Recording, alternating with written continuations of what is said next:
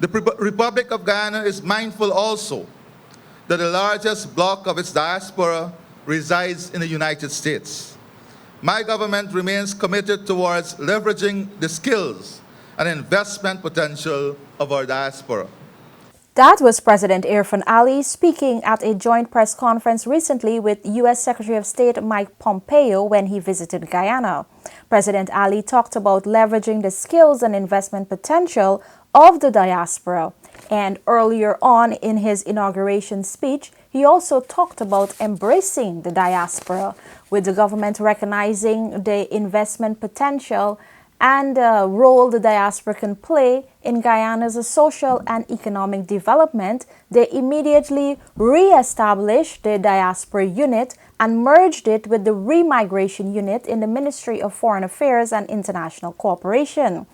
Joining me today to talk about that diaspora engagement plan is Gomin Camacho, who is the communication assistant to the Minister of Foreign Affairs and International Cooperation, UTOD. Camacho is also head of public diplomacy. Gomin has close to 10 years' experience working with civil society and international organizations with a background in marketing and international relations. Gomin, welcome to the show and thank you for the opportunity. The diaspora is very much interested in doing exactly what President Ali spoke about, leveraging their skills and investment potential in Guyana, and they're eager to really see what the new government has planned for us in the diaspora, especially in the US and Canada. So let's go right into it. Tell us, bring us up to speed with what's been happening. Thank you, Jennifer, for having me with you today. First of all, the ministry is pleased to have the opportunity to share with you our plans as it relates to the diaspora engagement and remigration. As you know, the ministry is now trying to focus on developing a diaspora engagement strategy, which would allow the diaspora to engage with the Guyana government in a more strategic manner. We all recognize the role that the diaspora can play in the development of Guyana. So we're looking here to engage not just the business sector, but academia, technical expertise, NGO, civil society. We're looking for Guyanese to come back and to contribute in every aspect of our society here. And what we will do here is to create the environment and the environment and the opportunities for them to come here and to share their skills with us. So right now your ministry is working on a strategic plan to roll out that diaspora engagement plan. Tell us a bit about what's happening with that aspect of the strategic plan. So as you know, the remigration unit has now been merged with it, and it's now called the Remigration and Diaspora Unit within the Ministry of Foreign Affairs. And this department is now tasked with the responsibility of creating this diaspora engagement strategy. Right now it's in a draft form and it's being circulated for comment and review at the internal level. I would say in a few weeks or so, we would have further information to share on this. But as it is right now, we're working to make remigration information public and more current on our website. And that is also being updated.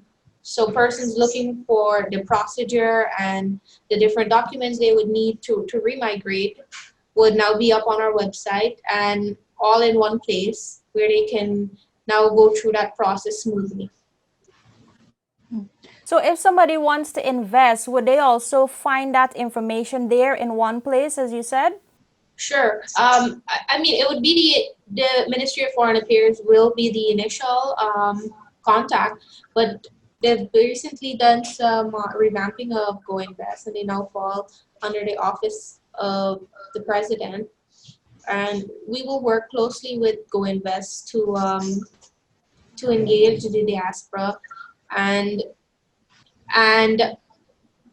we will obviously direct them to the necessary persons within the Go Invest office that they can further move forward with plans that they would have. And of course, as we progress again on further details of this, I would be in a better position to share with you more information. As you know, this is all in the initial stages, so we're still planning and developing most of the strategies to approach this. So all I have to share at the moment is really preliminary information. Yeah, but it's good to know that work is ongoing and we can expect the strategic plan so we can implement the diaspora engagement plan, because a lot of people have been very, thinking, what can we do? What can we contribute? And the whole aspect of social and economic development, comes into focus. And I believe that's, where they want to contribute. Sure, of course.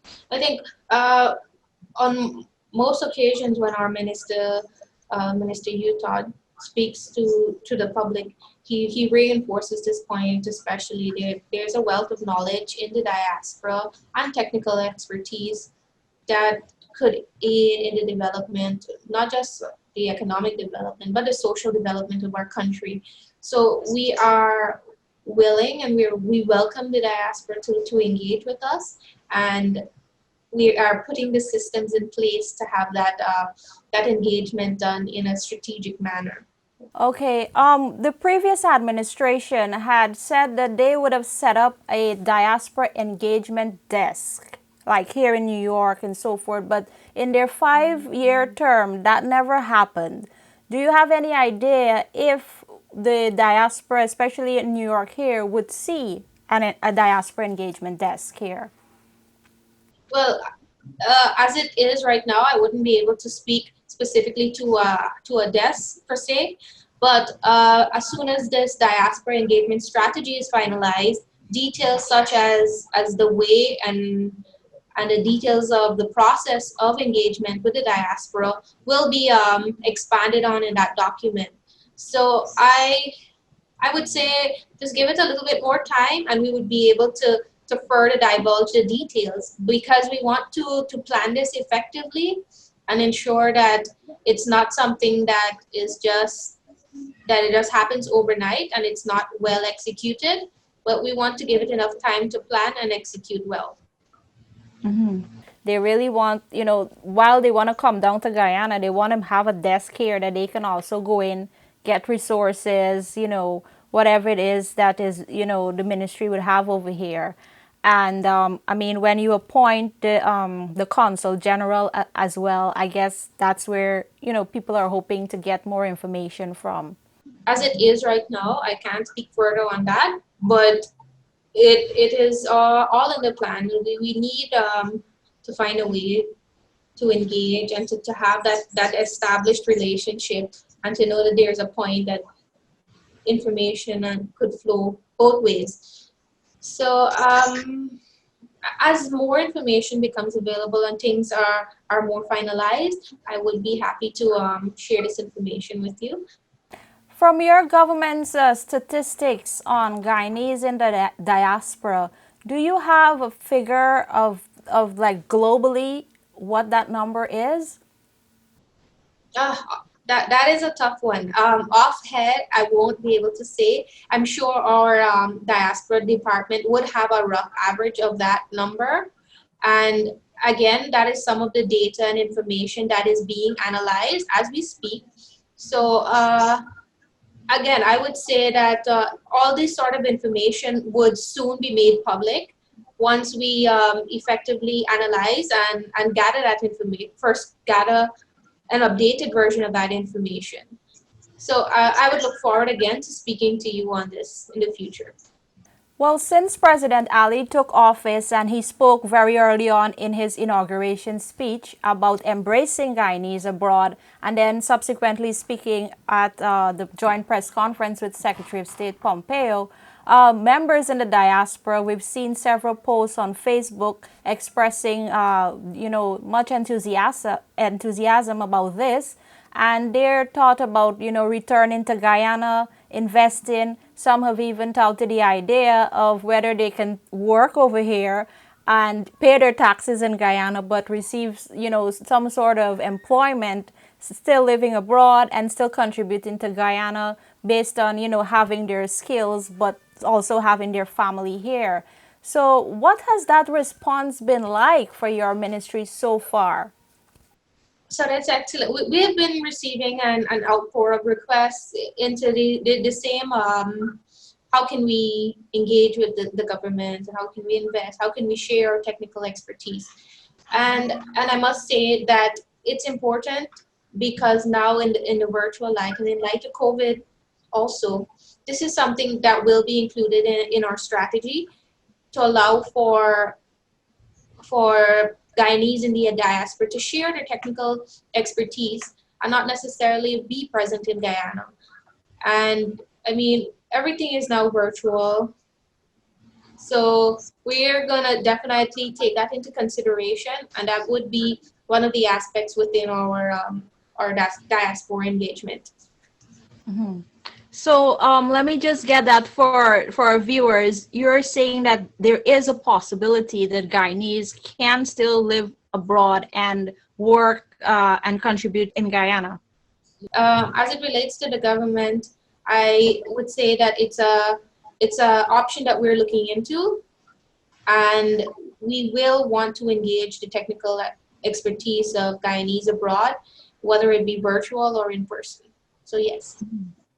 Okay, Gomin, thank you so much. There you have Gomin Camacho telling us about the Ministry of Foreign Affairs and International Cooperation being focused on harnessing the expertise and talent and investment potential within the global Guyanese community. My government intends to embrace Guyanese abroad as we enlist them here at home. For the Guyanese Diaspora News, I'm Jennifer Jabbar.